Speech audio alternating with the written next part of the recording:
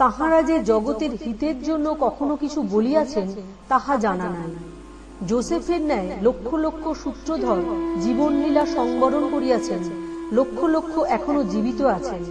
বুদ্ধের পিতার ন্যায় লক্ষ লক্ষ ক্ষুদ্র রাজা জগতে ছিলেন। যদি ইহা কেবল পুরুষানুক্রমিক শক্তি সঞ্চারের উদাহরণ হয়, তবে এই ক্ষুদ্র সামান্য রাজা, যাহাকে হয়তো তাহার বৃত্তেরা পর্যন্ত মানিত না, তিনি কিরূপে এমন এক সন্তানের জনক হইলেন, যাহাকে জগতের অনেক লোক উপাসনা করিতেছে? সূত্রধর ও তাহার সন্তান, যাহাকে লক্ষ লক্ষ লোক ঈশ্বর বলিয়া উপাসনা করিতেছে, এই দুয়ের মধ্যে যে প্রভেদ, তাহাই বা কিভাবে ব্যাখ্যা করিবে? বংশানুক্রমিক মতবাদ দ্বারা উহার ব্যাখ্যা হয় না। বুদ্ধ ও যীশু জগতে যে মহাশক্তি সঞ্চার করিয়াছিলেন, তাহা কোথা হইতে আসিল? এই শক্তি সমষ্টি কোথা হইতে আসিল? অবশ্য উহা যুগ যুগান্তর হইতে ওই স্থানেই ছিল এবং ক্রমশ প্রবল হইতে প্রবলতর হইতেছিল। অবশেষে উহা বুদ্ধ বা যীশু নামে প্রবল শক্তির আকারে সমাজে আবির্ভূত হইল। এখনো ওই শক্তি তরঙ্গ প্রবাহিত হইয়া চলিয়াছে। এই সবই কর্ম দ্বারা নিয়ন্ত্রিত। উপার্জন না করিলে কেহ কিছু পাইতে পারে না, ইহাই সনাতন নিয়ম। আমরা কখনো কখনো মনে করিতে পারি ব্যাপারটা ঠিক এরূপ নয়, কিন্তু শেষ পর্যন্ত আমাদিগকে পূর্বোক্ত নিয়মে দৃঢ় বিশ্বাসী হইতে হয়। কোন ব্যক্তি সারা জীবন ধনী হইবার চেষ্টা করিতে পারে, এজন্য সহস্র সহস্র ব্যক্তিকে ঠকাইতে পারে, কিন্তু অবশেষে বুঝিতে পারে সে ধনী হওয়ার যোগ্য নয়। তখন তাহার নিকট জীবন কষ্টকর ও জঘন্য বলিয়া বোধ হয়।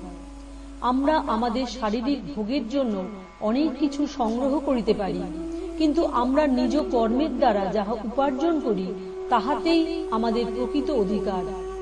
একজন নির্বোধ জগতের সকল পুস্তক ক্রয় করিতে পারে, কিন্তু সেগুলি তাহার পুস্তকাগারে পড়িয়া থাকিবে মাত্র। সে যেগুলি পড়িবার উপযুক্ত, শুধু সেইগুলি পড়িতে পারিবে, এবং এই যোগ্যতা কর্ম হইতে উৎপন্ন। আমরা কিসের অধিকারী বা আমরা কি আয়ত্ত করিতে পারি, আমাদের কর্ম তাহাই নিরূপণ করে। আমাদের বর্তমান অবস্থার জন্য আমরাই দায়ী, এবং আমরা যাহা হইতে ইচ্ছা করি তাহা হইবার শক্তিও আমাদের আছে। আমাদের বর্তমান অবস্থা যদি আমাদের পূর্ব কর্মের দ্বারা নিয়ন্ত্রিত হয়, তবে ইহাই নিশ্চিত সিদ্ধান্ত হইবে যে ভবিষ্যতে আমরা যাহা হইতে ইচ্ছা করি, আমাদের বর্তমান কর্ম দ্বারাই তাহা হইতে পারি। অতএব আমাদের জানা উচিত কিরূপে কর্ম করিতে হইবে। তোমরা বলিবে, কর্ম কি করিয়া করিতে হয়, তাহা আমাদের শিখিবার প্রয়োজন কি? সকলেই তো কোনো না কোনো ভাবে এই জগতে কার্য করিতেছে, কিন্তু শক্তির অনর্থক ক্ষয় বলিয়া একটি কথা আছে। গীতায় এই কর্মযোগ সম্বন্ধে কথিত আছে, কর্মযোগের অর্থ কর্মের কৌশল, বিজ্ঞানসম্মত প্রণালীতে কর্মানুষ্ঠান। কর্ম কি করিয়া করিতে হয় জানিলে তবেই কর্ম হইতে সর্বাপেক্ষা ভালো ফল পাওয়া যায়। তোমাদের স্মরণ রাখা উচিত, সকল কর্মের উদ্দেশ্য মনের ভিতরে পূর্ব হইতে যে শক্তি রহিয়াছে তাহা প্রকাশ করা, আত্মাকে জাগাইয়া তোলা। প্রত্যেক মানুষের ভিতরে এই শক্তি আছে এবং জ্ঞানও আছে। এই সকল বিভিন্ন কর্ম যেন ওই শক্তি ও জ্ঞানকে বাহিরে প্রকাশ করিবার, ওই মহাশক্তিগুলোকে জাগ্রত করিবার আঘাত স্বরূপ। মানুষ নানা উদ্দেশ্যে কর্ম করিয়া থাকে, কোন উদ্দেশ্য ব্যতীত কার্য হইতে পারে না। কোন কোন লোক যশ চায়, তাহারা যশের জন্য কার্য করে। কেহ কেহ অর্থ চায়, তাহারা অর্থের জন্য কার্য করে। কেহ কেহ প্রভুত্ব চায়, তাহারা প্রভুত্ব লাভের জন্য কার্য করে। অনেকে স্বর্গে যাইতে চায়, তাহারা স্বর্গে যাইবার জন্য কার্য করে। অপরে আবার মৃত্যুর পর নিজেদের নাম রাখিয়া যাইতে চায়। চীন দেশের রীতি, না মরিলে কাহাকেও কোনো উপাধি দেওয়া হয় না। বিচার করিয়া দেখিলে ইহা অপেক্ষাকৃত ভালো প্রথা বলিতে হইবে। চীনে কোনো লোক খুব ভালো কাজ করিলে তাহার মৃত পিতা বা পিতামহকে কোনো সম্মানজনক উপাধি প্রদান করা হয়। কেহ কেহ এই উদ্দেশ্যে কাজ করিয়া থাকেন। কোনো কোনো মুসলমান সম্প্রদায়ের অনুগামীগণ মৃত্যুর পর একটি প্রকাণ্ড সমাধি মন্দিরে সমাহিত হওয়ার জন্য সমস্ত জীবন কার্য করিয়া থাকে।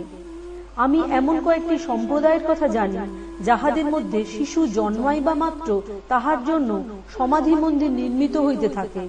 ইহাই তাহাদের বিবেচনায় মানুষের সর্বাপেক্ষা প্রয়োজনীয় কর্ম, এবং ওই সমাধি মন্দির যত বৃহৎ ও সুন্দর হয়, সেই ব্যক্তি ততই ধনী বলিয়া বিবেচিত হয়। কেহ কেহ আবার প্রায়শ্চিত্ত রূপে কর্ম করিয়া থাকে। সর্ববিধ অসৎ কার্য করিয়া শেষে একটি মন্দির প্রতিষ্ঠা করিল, অথবা পুরোহিতগণকে কিনিয়া লইবার জন্য এবং তাহাদের নিকট হইতে স্বর্গে যাইবা ছাড়পত্র পাইবার জন্য কিছু অর্থ তাহাদিগকে দিল। তাহারা মনে করে এরূপ দানের দ্বারা তাহাদের পথ পরিষ্কার হইল, পাপ সত্ত্বেও তাহারা শাস্তি এড়াইয়া যাইবে। মানুষের কার্য প্রবৃত্তির বহু উদ্দেশ্যের কয়েকটি মাত্র বলা হইল। কর্মের জন্যই কর্ম করো। সকল দেশেই এমন কিছু মানুষ আছেন যাহাদের প্রভাব সত্যই জগতের পক্ষে কল্যাণকর।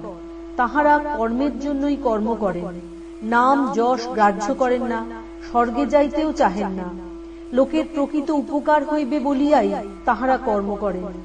আবার অনেকে আছেন যাহারা আরো উচ্চতর উদ্দেশ্য লইয়া দরিদ্রের উপকার ও মনুষ্য জাতিকে সাহায্য করেন, কারণ তাহারা সৎকার্যে বিশ্বাসী, তাহারা সদ্ভাব ভালোবাসেন। নাম যশের উদ্দেশ্যে কৃতকর্মের ফল কখনো সঙ্গে সঙ্গে পাওয়া যায় না।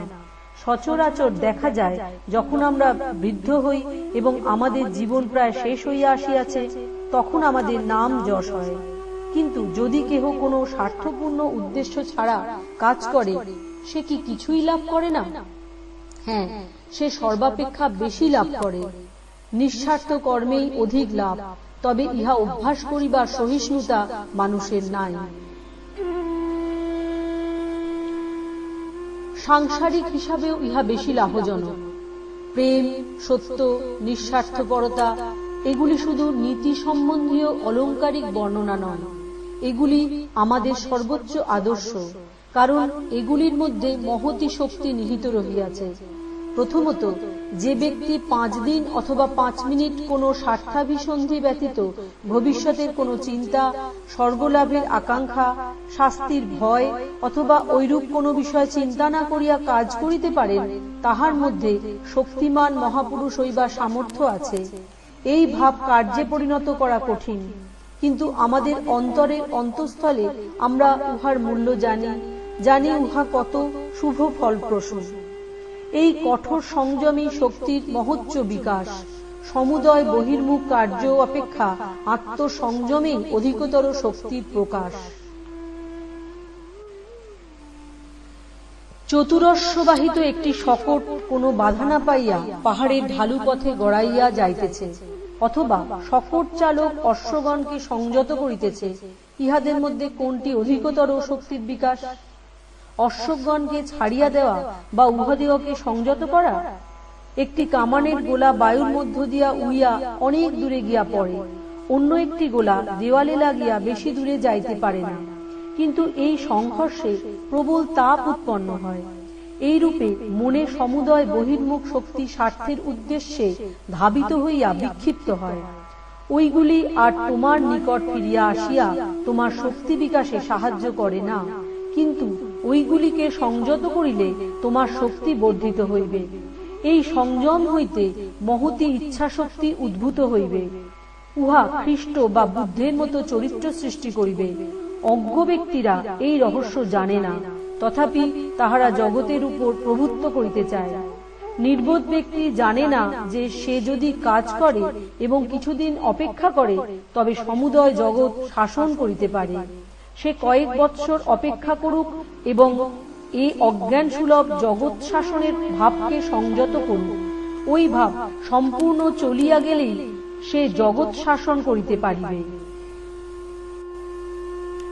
অনেক পশু যেমন কয়েক পদ অগ্রে কি আছে তাহা কিছুই জানিতে পারে না, আমাদের মধ্যে অনেকেই অল্প কয়েক বৎসর পরে কি ঘটিবে তাহার কিছুই অনুমান করিতে পারে না। আমরা যেন একটি সংকীর্ণ বৃত্তের মধ্যে আবদ্ধ, ইহাই আমাদের সমুদয় জগৎ। উহার বাহিরে আর কিছু দেখিবার ধৈর্য আমাদের নাই। এইভাবে আমরা অসাধু ও দুর্বৃত্ত হইয়া পড়ি। ইহাই আমাদের দুর্বলতা, শক্তিহীনতা। কিন্তু অতি সামান্য কর্মকেও ঘৃণা করা উচিত নয়। যে ব্যক্তি উচ্চতর উদ্দেশ্যে কাজ করিতে জানে না, সে স্বার্থপর উদ্দেশ্যেই নাম যশের জন্যই কাজ করুক। প্রত্যেককে সর্বদাই উচ্চ হইতে উচ্চতর উদ্দেশ্যের দিকে অগ্রসর হইতে হইবে এবং ওইগুলি কি তাহা বুঝিবার চেষ্টা করিতে হইবে। কর্মেই আমাদের অধিকার, ফলে নয়। ফল যাহা হইবার হোক, ফলের জন্য চিন্তা করো কেন? কোন লোককে সাহায্য করিবার সময় তোমার প্রতি সেই ব্যক্তির মনোভাব কিরূপ হইবে সে বিষয়ে চিন্তা করিও না। তুমি যদি কোনো মহৎ বা শুভ কার্য করিতে চাও, তবে ফলাফলের চিন্তা করিয়া উদ্বিগ্ন হইও না। কর্মের এই আদর্শ সম্বন্ধে আরেকটি কঠিন সমস্যা আসিয়া পড়ে। তীব্র কর্মশীলতার প্রয়োজন। আমাদের সর্বদাই কর্ম করিতে হইবে। আমরা এক মিনিটও কর্ম না করিয়া থাকিতে পারি না। তবে বিশ্রাম কোথায়?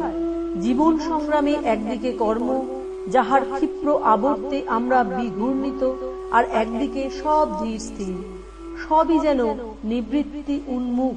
চারিদিকে শান্তিময়, কোনরূপ শব্দ বা কোলাহল নাই, কেবল জীবজন্তু, বৃক্ষ, পুষ্প, পর্বতারাজি, সমন্বিত প্রকৃতির শান্তিময় ছবি। এই দুইটির কোনটিই সম্পূর্ণ চিত্র নয়। যেমন গভীর সমুদ্রের মৎস্য উপরে আসিবা মাত্র খণ্ড বিখণ্ড হইয়া যায়, কারণ জলের প্রবল চাপেই উহা জীবিত অবস্থায় থাকিতে সমর্থ। তেমনি শান্তিপূর্ণ স্থানে বাস করিতে অভ্যস্ত কোনো ব্যক্তি সংসারের এই মতাবর্তের সংস্পর্শে আসিবা মাত্র ধ্বংস হইয়া যাইবে। আবার যে ব্যক্তি কেবল সাংসারিক ও সামাজিক জীবনের কোলাহলেই অভ্যস্ত, সে কি কোনো নিভৃত স্থানে স্বস্তিতে বাস করিতে পারে? যন্ত্রণায় হয়তো তাহার মস্তিষ্ক বিকৃত হইয়া যাইবে। আদর্শ পুরুষ তিনি, যিনি গভীরতম নির্জনতার ও নিস্তব্ধতার মধ্যে তীব্র কর্মী এবং প্রবল কর্মশীলতার মধ্যে মরুভূমির নিস্তব্ধতা ও নিঃসঙ্গতা অনুভব করেন। তিনি সংযমের রহস্য বুঝিয়াছেন, আত্মসংযম করিয়াছেন। যানবাহন মুখরিত মহানগরীতে ভ্রমণ করিলেও তাহার মন শান্ত থাকে, যেন তিনি নিঃশব্দ গুহায় রহিয়াছেন, অথচ তাহার মন তীব্রভাবে কর্ম করিতেছে। কর্মযোগের ইহাই আদর্শ। যদি এই অবস্থা লাভ করিতে পারো, তবেই কর্মের প্রকৃত রহস্য অবগত হইলে। কিন্তু আমাদিগকে গোড়া হইতে আরম্ভ করিতে হইবে। আমাদের সম্মুখে যেরূপ কর্ম আসিবে তাহাই করিতে হইবে এবং প্রত্যহ আমাদিগকে ক্রমশ আরো অধিক নিঃস্বার্থপর হইতে হইবে। আমাদিগকে কর্ম করিতে হইবে এবং ওই কর্মের পশ্চাতে কি অভিসন্ধি আছে তাহা দেখিতে হইবে। তাহা হইলে প্রায় সর্বত্রই দেখিতে পাইব, প্রথম প্রথম আমাদের অভিসন্ধি সর্বদাই স্বার্থপূর্ণ, কিন্তু অধ্যাবসায়ের প্রভাবে ক্রমশ এই স্বার্থপরতা কমিয়া যাইবে। অবশেষে এমন সময় আসিবে যখন আমরা সত্যই নিঃস্বার্থ কর্ম করিতে সমর্থ হইব। তখন আমাদের আশা হইবে যে জীবনের পথে ক্রমশ অগ্রসর হইতে হইতে কোনো না কোনো সময়ে এমন একদিন আসিবে যখন আমরা সম্পূর্ণ নিঃস্বার্থ হইতে পারিব। আর যে মুহূর্তে আমরা সেই অবস্থা লাভ করিব, সেই মুহূর্তে আমাদের সকল শক্তি কেন্দ্রীভূত হইবে এবং আমাদের অন্তর্নিহিত জ্ঞান প্রকাশিত হইবে। নিজ নিজ কর্মক্ষেত্রে প্রত্যেকেই বড়। সাংখ্য দর্শন মতে প্রকৃতি তিনটি উপাদানে গঠিত। সংস্কৃত ভাষায় ওই উপাদানত্রয়ের নাম সত্ত্ব, রজ ও তম। বাহ্য জগতে ইহাদের প্রকাশকে আমরা সমতা, ক্রিয়াশীলতা ও জড়তা বলিতে পারি। তমগুণের লক্ষণ অন্ধকার বা কর্মশূন্যতা, রজ কর্মশীলতা, আকর্ষণ ও বিকর্ষণ রূপে প্রকাশিত, আর সত এই দুই গুণের সাম্যাবস্থা। প্রত্যেক ব্যক্তির ভিতরেই এই শক্তিত্রয় রহিয়াছে। কখনো তম প্রবল হইয়া ওঠে, আমরা আলস্য পরায়ণ হই, আমরা যেন আর নড়িতে পারি না, নিষ্কর্মা হইয়া যাই। কতকগুলি ভাবের অথবা শুধু জড়তার বন্ধনে আবদ্ধ হইয়া পড়ি। আবার কখনো কখনো কর্মশীলতা প্রবল হয়, অন্য সময় আবার উভয় ভাবের সাম্য বিরাজ করে, মনে শান্ত ভাব আসে। আবার ভিন্ন ভিন্ন ব্যক্তিতে সচরাচর এই উপাদানচয়ের কোনো একটির প্রাধান্য দেখা যায়। একজন হয়তো কর্মশূন্যতা, আলস্য ও জাঢ্য লক্ষণান্বিত, অপরের প্রধান লক্ষণ কর্মশীলতা, শক্তি, মহাশক্তির বিকাশ। আবার কাহারও ভিতর আমরা শান্ত মৃদু মধুর ভাব দেখিতে পাই। ইহা ওই পূর্বোক্ত গুণোদয়ের অর্থাৎ ক্রিয়াশীলতা ও নিষ্ক্রিয়তার সামঞ্জস্য।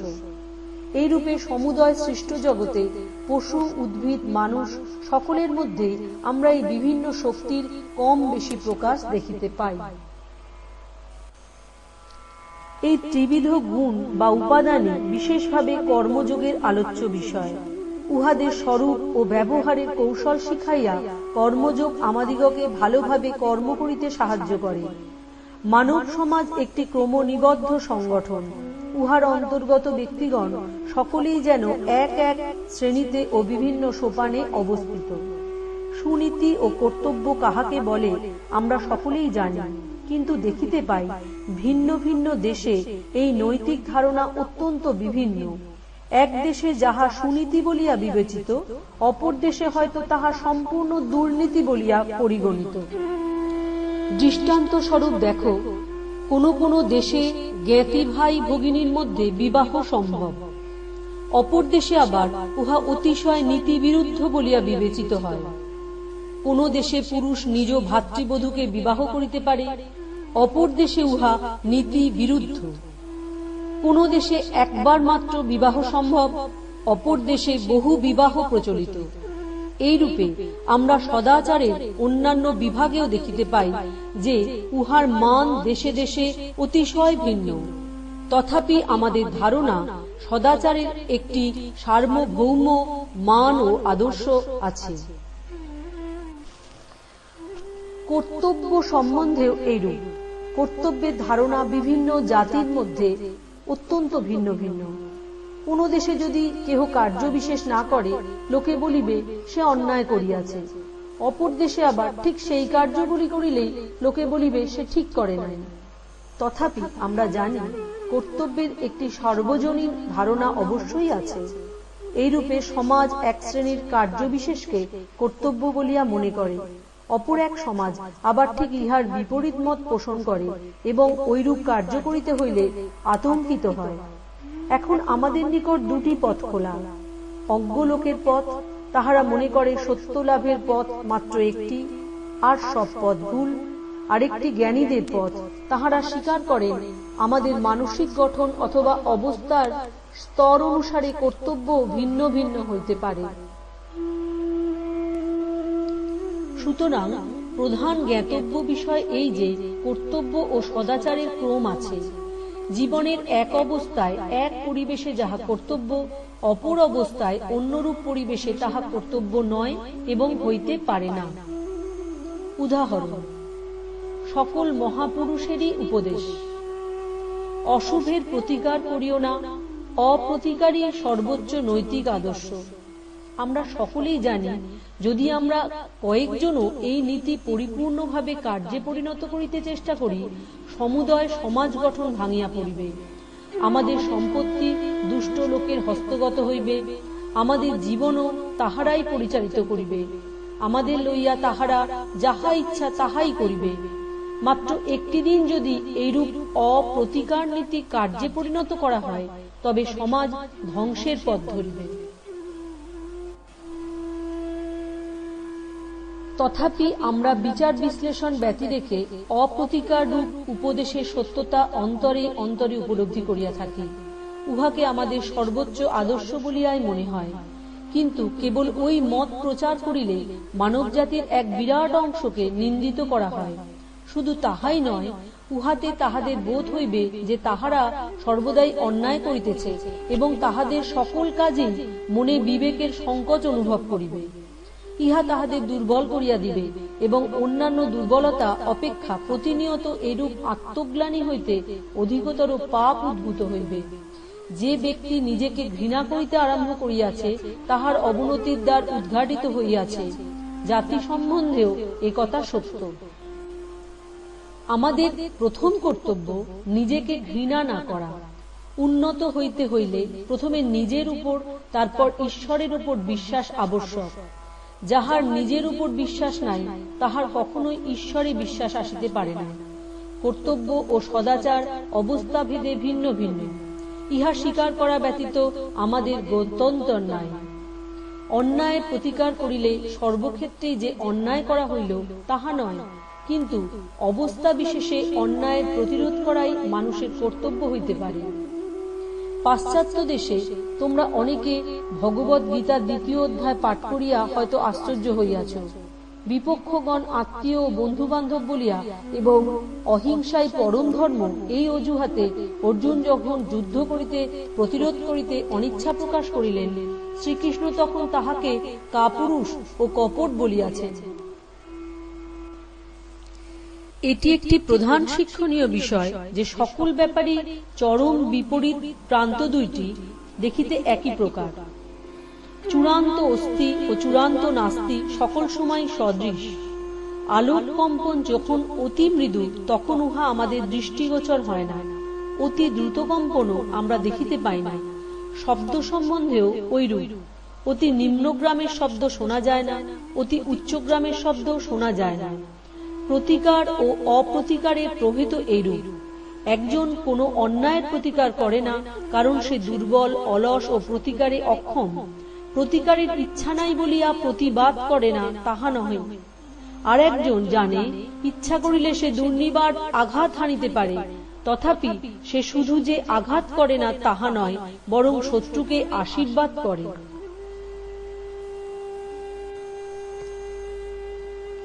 যে ব্যক্তি দুর্বলতাবশত প্রতিকার করে না, সে পাপ করিতেছে। সুতরাং এই অপ্রতিকার হইতে সে কোনো সুফল অর্জন করিতে পারে না। পক্ষান্তরে অপর ব্যক্তি যদি প্রতিকার করে, তবে পাপ করিবে। বুদ্ধ নিজ সিংহাসন ও রাজপথ ত্যাগ করিলেন, ইহা প্রকৃত ত্যাগ বটে, কিন্তু যাহার ত্যাগ করিবার কিছুই নাই, এমন ভিক্ষুকের পক্ষে ত্যাগের কোনো কথাই উঠিতে পারে না। অতএব এই অপ্রতিকার ও আদর্শ প্রেমের কথা বলিবার সময় আমরা প্রকৃতপক্ষে কি বুঝিতেছি, সেই দিকে বিশেষভাবে দৃষ্টি রাখিতে হইবে। আগে সযত্নে বুঝিতে হইবে প্রতিকার করিবার শক্তি আমাদের আছে কিনা। শক্তি থাকা সত্ত্বেও যদি প্রতিকার চেষ্টা শূন্য হই, তবে আমরা বাস্তবিক অপূর্ব প্রেমের কাজ করিতেছি। কিন্তু যদি আমাদের প্রতিকারের শক্তি না থাকে এবং নিজেদের মনকে বুঝাইবার চেষ্টা করি যে আমরা অতি উচ্চ প্রেমের প্রেরণায় কার্য করিতেছি, তবে আমরা ঠিক উহার বিপরীত আচরণই করিতেছি। অর্জুনও তাহার বিপক্ষে প্রবল সৈন্যব্যূহ সজ্জিত দেখিয়া ভীত হইয়াছিলেন। স্নেহ ভালোবাসা বশত তিনি দেশের ও রাজার প্রতি কর্তব্য ভুলিয়া গিয়াছিলেন। এই জন্যই শ্রীকৃষ্ণ তাহাকে কপট বলিতেছেন। পণ্ডিতের মতো কথা বলিতেছ, অথচ কাপুরুষের মতো কাজ করিতেছ। ওঠো, দাঁড়াও, যুদ্ধ করো। ইহাই কর্মযোগের প্রধান ভাব। কর্মযোগী জানেন অপ্রতিকারী সর্বোচ্চ আদর্শ। তিনি আরো জানেন যে উহার শক্তির উচ্চতম বিকাশ এবং অন্যায়ের প্রতিকার কেবল অপ্রতিকার রূপ শ্রেষ্ঠ শক্তি লাভের সোপান মাত্র। এই সর্বোচ্চ আদর্শে উপনীত হইবার পূর্বে মানুষের কর্তব্য অশুভের প্রতিরোধ করা। কাজ করিতে হইবে, সংগ্রাম করিতে হইবে, যতদূর সাধ্য উদ্যম প্রকাশ করিয়া আঘাত করিতে হইবে।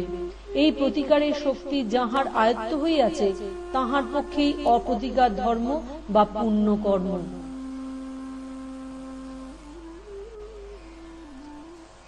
আমার দেশে একবার একটি লোকের সহিত আমার সাক্ষাৎ হয়। তাহাকে পূর্ব হইতেই অতিশয় অলস, নির্বোধ ও অজ্ঞ বলিয়া জানিতাম। কিছু জানিবার জন্য তাহার কোনো আগ্রহ ছিল না। সে পশুর ন্যায় জীবনযাপন করিতেছিল। আমার সহিত দেখা হইলে সে আমাকে জিজ্ঞাসা করিল, ঈশ্বর লাভের জন্য আমাকে কি করিতে হইবে, কি উপায়ে আমি মুক্ত হইব। আমি তাহাকে জিজ্ঞাসা করিলাম, তুমি মিথ্যা কথা বলিতে পারো? সে বলিল, না। আমি তখন বলিলাম, তবে তোমার মিথ্যা বলিতে শিখিতে হইবে। একটা পশুর মতো বা কাষ্ঠ লোষ্ঠের মতো জড় বড় জীবন যাপন করা অপেক্ষা মিথ্যা কথা বলা ভালো। তুমি অকর্মণ্য, কর্মের অতীত যে অবস্থায় মন সম্পূর্ণ শান্তভাব অবলম্বন করে এবং যাহা সর্বোচ্চ অবস্থা, তুমি নিশ্চয়ই তাহা লাভ করো নাই। তুমি এতদূর জড় প্রকৃতি যে একটা অন্যায় কাজও করিতে পারো না।